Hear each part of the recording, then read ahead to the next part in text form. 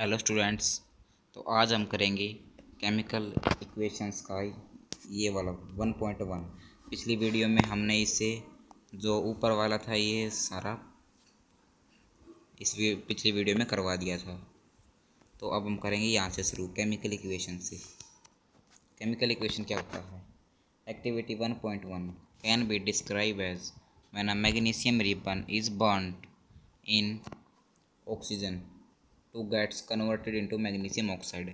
इन्होंने क्या कहा कि हमने एक्टिविटी 1.1 में पढ़ा था कि जो मैग्नीशियम रिबन है ये बर्नट हुआ, यानी रिएक्ट किया गया ऑक्सीजन के साथ, तो हमें मिला मैग्नीशियम ऑक्साइड।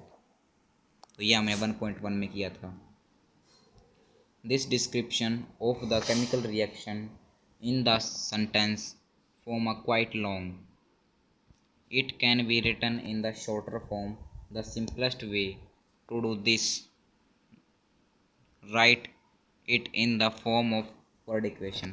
इन्होंने क्या कहा है कि जो केमिकल इक्वेशन है उसको सिंपलेस्ट यानी आसान तरीके से और छोटे वर्डों में यानी बहुत ही कम शब्दों में लिखा जाए, उसे हम कहते हैं word equation.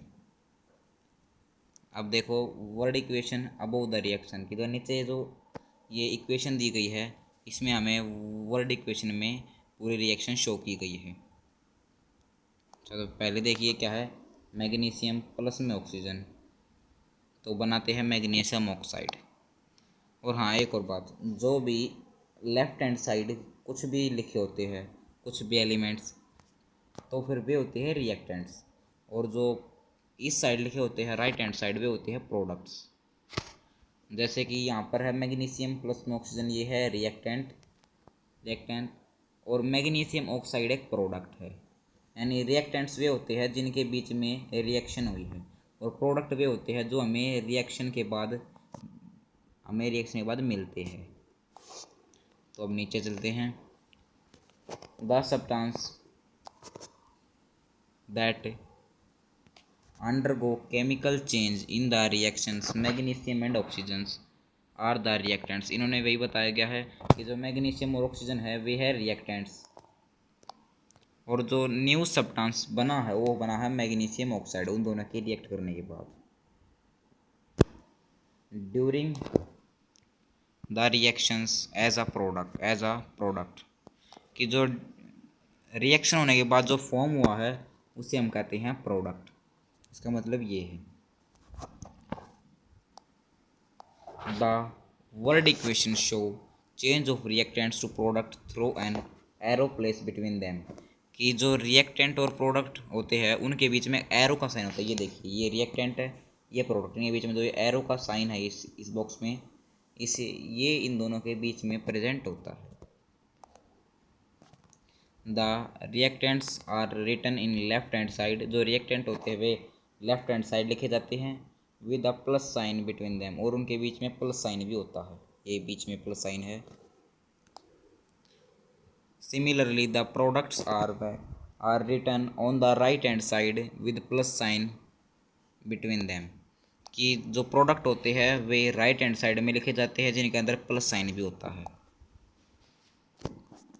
The arrowhead points towards the products and show the direction of reaction।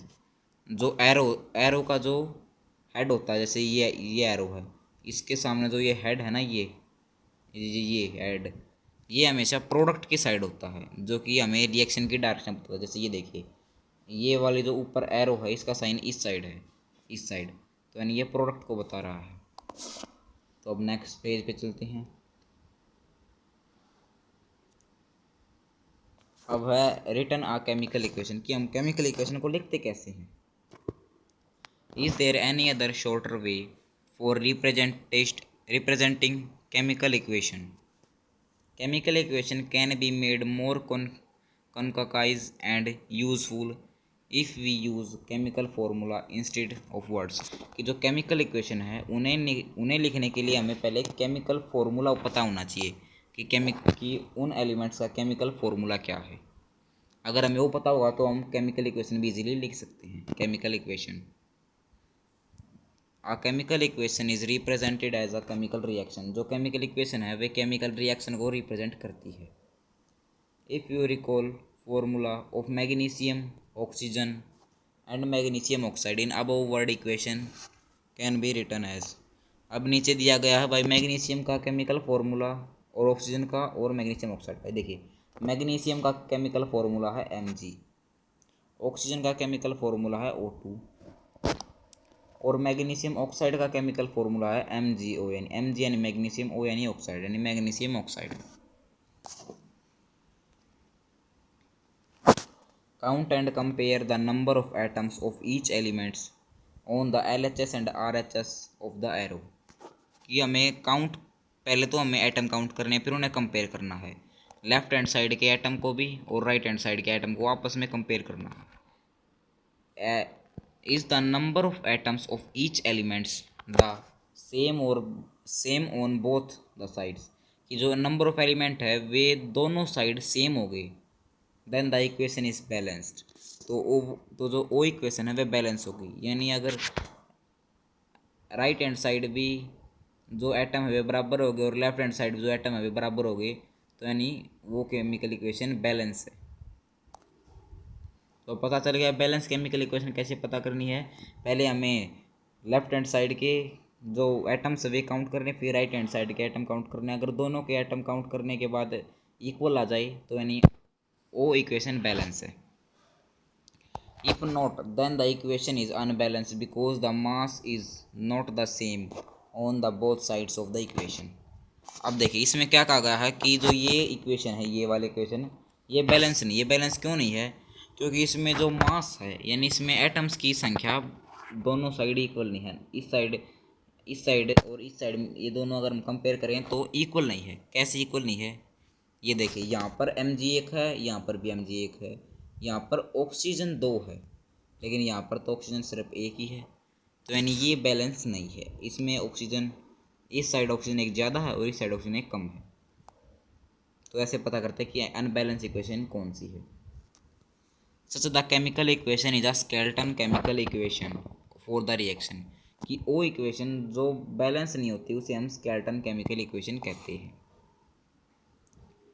Equation 1.2 is a skeleton chemical equation for the burning of magnesium in air, कि जो इक्वेशन 1.2 है वो स्केलेटन केमिकल इक्वेशन, मतलब वो वाली equation balance नहीं है, जिसमें क्या हुआ है मैग्नीशियम बर्न हुआ है एयर के साथ। एयर मतलब ऑक्सीजन के साथ वो बर्न हुआ है, तो वो वाली इक्वेशन बैलेंस नहीं है। अच्छा, तो फिर स्टूडेंट्स बैलेंस केमिकल इक्वेशन हम अगले वीडियो में पढ़ेंगे। तब तक के लिए बाय बाय, और हाँ, चैनल को सब्सक्राइब जरूर कर देना।